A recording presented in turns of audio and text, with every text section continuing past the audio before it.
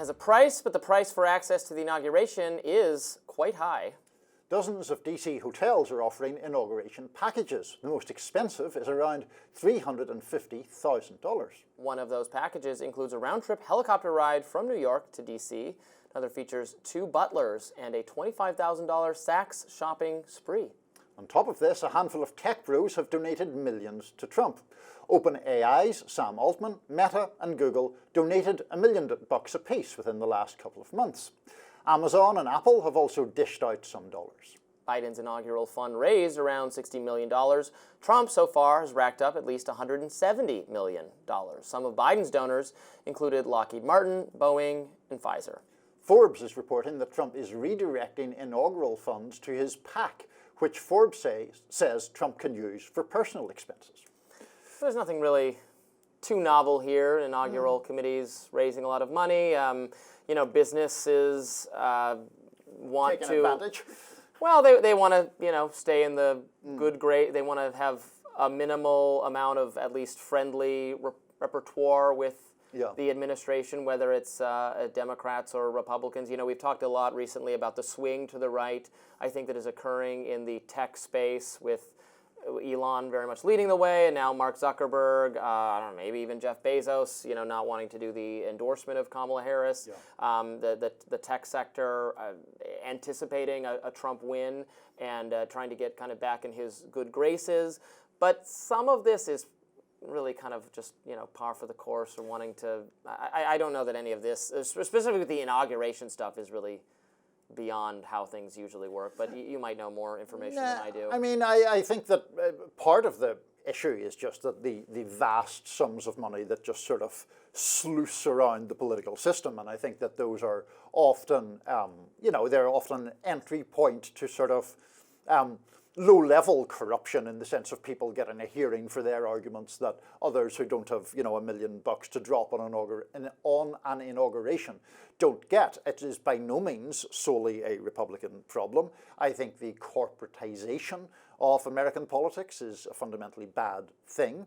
I do have to single out Mr. Zuckerberg, I think, a little bit, because I just find the eagerness with which he is sort of running along to make nice with the incoming Trump administration, while I notice all the time increasingly talking about how the corporate world lacks manliness or something. I mean, I just roll my eyes about that obsequious behavior veiled in this sort of machismo. I think that's kind of nonsense. Yeah, he's gotten, he started doing, I don't know, taekwondo or jujitsu or some punchy, kicky kind of thing.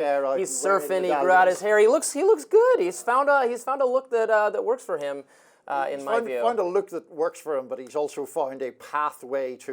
He used to look like such an alien. Now he looks like a human fully. I just find the propensity of people. Well, Democrats tried to destroy his company, so he's making nice with Trump, because Democrats said, Joe Biden got up on TV and said, "You are killing people," and then all of his top Democrats said, "And we are going to destroy Facebook because of it." So now he made nice with Trump. I mean, there's a lesson there. Didn't Trump threaten to jail him for the rest?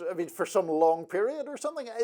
The threats are made on both sides. I don't remember Democrats threatening to destroy Facebook. Yeah, well, the difference is Republicans can be placated when you stop censoring them. And you're right. It's Elizabeth Warren and Bernie Sanders who aspire to destroy what I would say are beloved, giant, popular, successful companies and to turn them into Soviet bureaus is ideological and is, yes, near and dear to their hearts, and they can't be to their credit, cannot be bought off because it is their ideological project.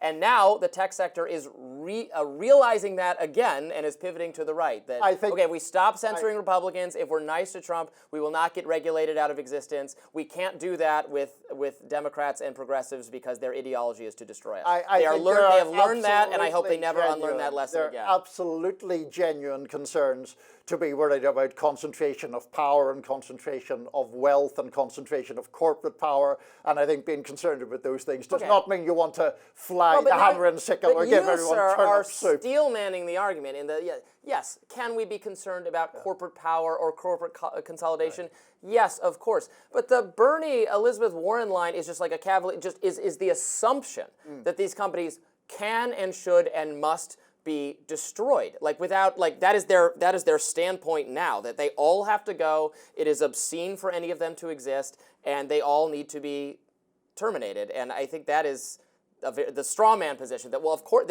if they're successful, they should be destroyed.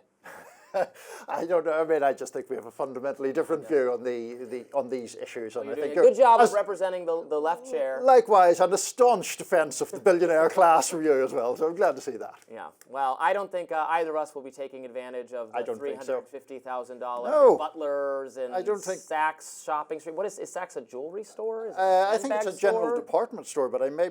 High-end department store. Well, I've never shopped there. Well, we know, at least we have producers who do, so that's a good thing. All right, I think that's all we can say on this subject, but there's more to come on Rising, including what is the latest buzz over Andrew Tate, Niall's favorite person. That's a joke, not his favorite person at all. We will discuss it coming up next.